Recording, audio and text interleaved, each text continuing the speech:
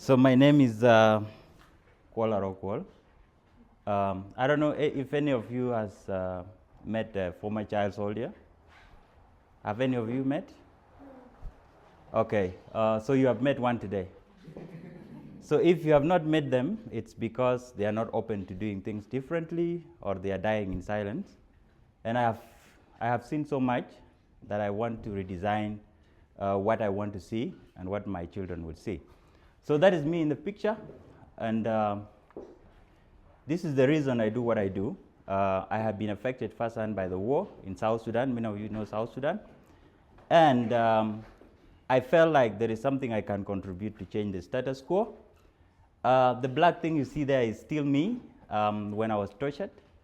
I was tortured. I couldn't sit on my back for a very long time, like I was laying on my stomach.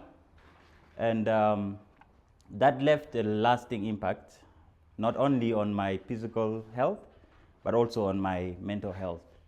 But I decided that that is not the way. I shouldn't be held in that.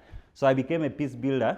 And as you can see, that is His Holiness the Dalai Lama. I became part of the Generation Change Fellowship because of the peace building work that I was doing with the young South Sudanese. We began with the fellow former child soldiers.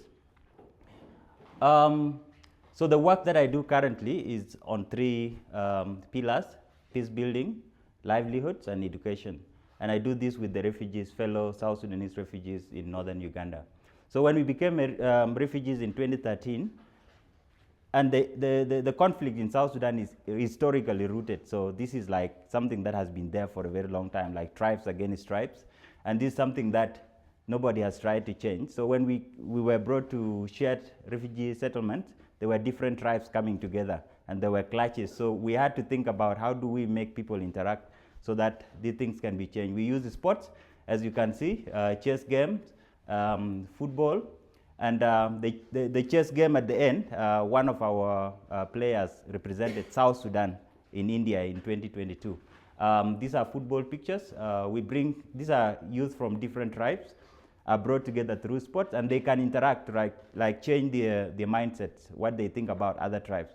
Some tribes were maximally stereotyped, like they are animals, they can't do this, they can't do that, don't work with them. But when they come together like this, so we focus on young people because we want to end the chain of inheritance of this conflict. So these are different young people from different tribes, and you can see now they are holding each other. That is something that has not been happening for a very long time. So we believe the future will be very bright. We also use a technique called the peace caravans. There is one called taking tea together. So tea is a very crucial thing in South Sudan. And when you sit over a cup of tea, there are a lot of ideas that you can exchange. You get to know each other better. So we use that. And then we have peace caravans where youth and women from one community cross to another.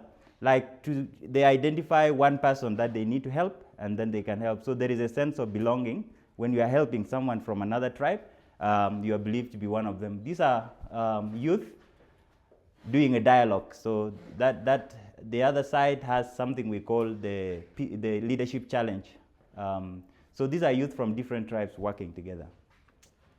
The other aspect, this is TTT, taking tea together. There are a lot of conversations that happen when people are taking tea, and that has changed mindsets. And now you find someone from one tribe sitting with another.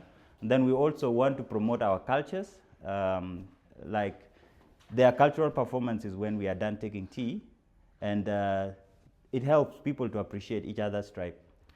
And then we also promote livelihood through working with a group of women. These are groups of women from different tribes, as you can see. And it would have been very difficult if you see a Dinka woman sitting with a Madi woman or maybe with a Nuer woman. It's very difficult if you read about the South Sudan conflict. But you can see they are now sitting together and working together. So up there is myself. We try to support them through climate smart agriculture, make sure that like even when the land is dry, they can still produce. And they are digging together, and while they are digging, they are sharing ideas and they are like promoting cultural interactions.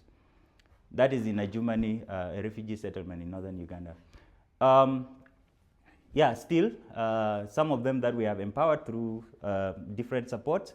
As you can see, there is also funding reduction for refugees, and so our work becomes really vital as we give them land to be able to cultivate. So they each have their own farms, but then they come together in a shared farm.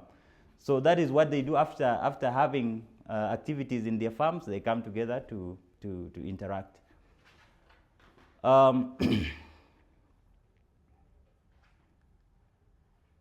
I can't say much on this, so let's wait for the next slide. I think I've said a lot already. So here also we give them skills like making reusable sanitary pads.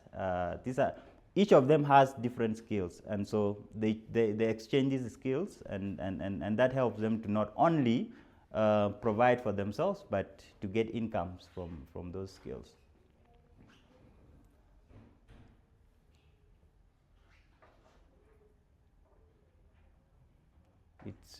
It's long. If I want to talk about it, it becomes short, but if I don't, it becomes long.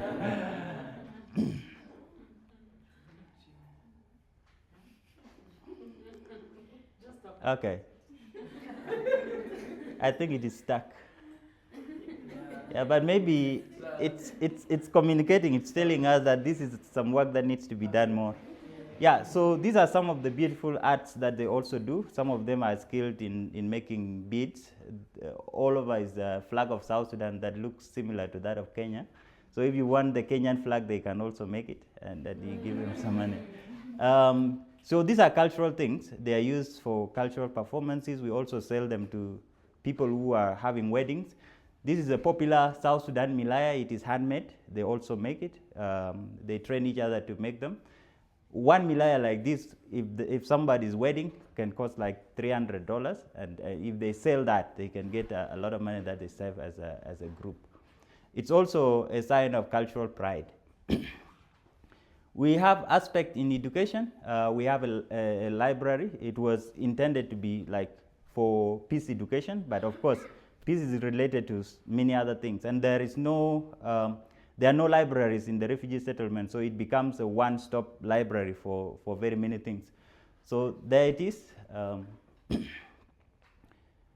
Yeah, and again, it's library again. These are UNHCR team and other partners coming to see the library during the opening. We were supported by Literate Earth project.